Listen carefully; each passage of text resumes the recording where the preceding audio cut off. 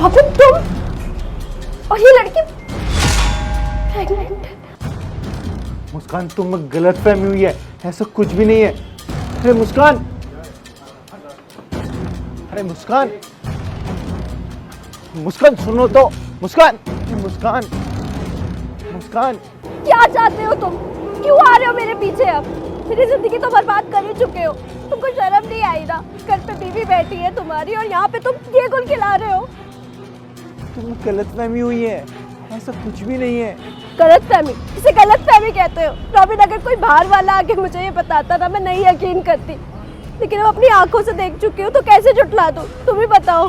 Ma'am ma'am एक बार आप उनकी बात तो सुन लीजिए। आप जैसा समझ रहे हो वैसा कुछ भी नहीं है। तुम चुप रहो बिल्कुल।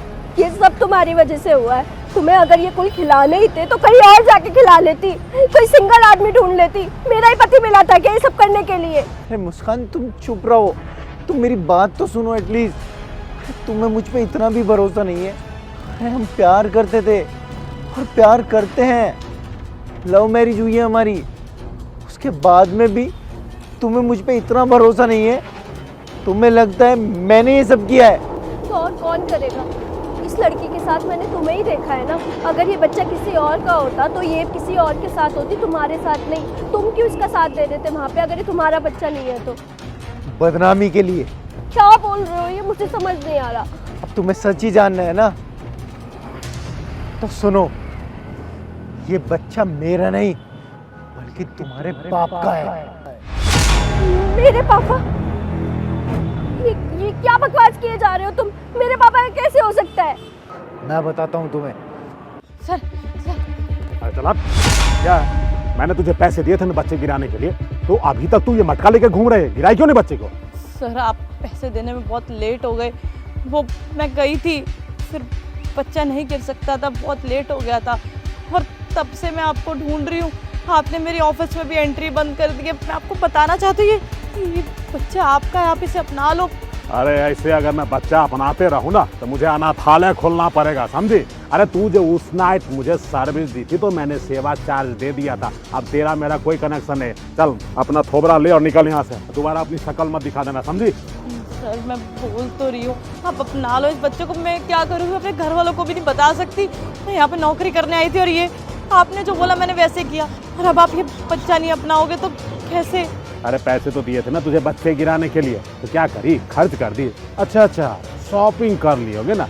अरे तू जैसी लड़कियों के नखरे मैं खूब जानता हूँ, पैसे ऐंठने के रंग रंग के बहाने ढूंढती रहती है। देख अब अगर तूने मुझे रोकने की कोशिश की ना तो थप्पड़ से मुंह खुला दूंगा। नहीं, वो पैसे मैंने बोला तो सही, मैं गई थी, उन्होंने बोला बच्चा नहीं गिर सकता, डॉक्टर ने मना कर दिया। ठीक है, चल एक काम कर, मेरा पैसा वापस कर।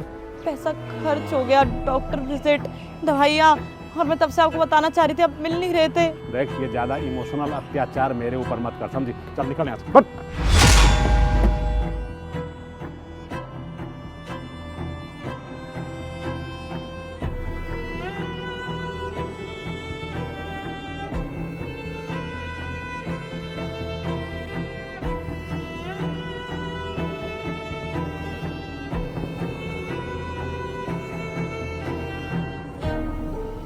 अरे मैडम, ये कौन थे जो ये सब करके गए हैं?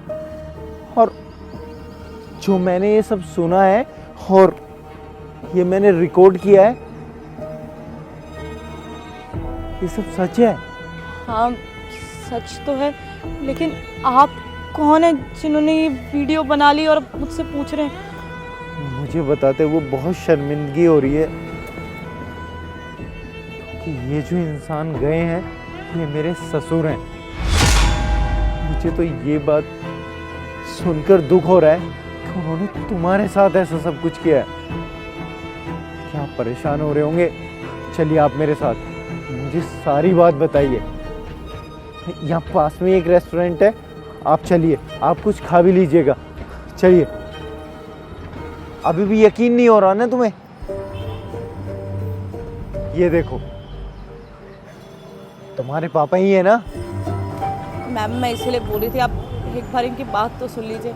आपके पापा तो मुझे अपनाने के लिए तैयार नहीं है, लेकिन ये मुझे यहाँ पे लेके आए थे ताकि मुझसे बात कर सके और जान सके कि प्रॉब्लम क्या है। मैं सिर्फ तुम्हारा परिवार बचाना चाहता था। अरे तुम्हारे पापा की इतनी रिस्पेक्ट है समाज में।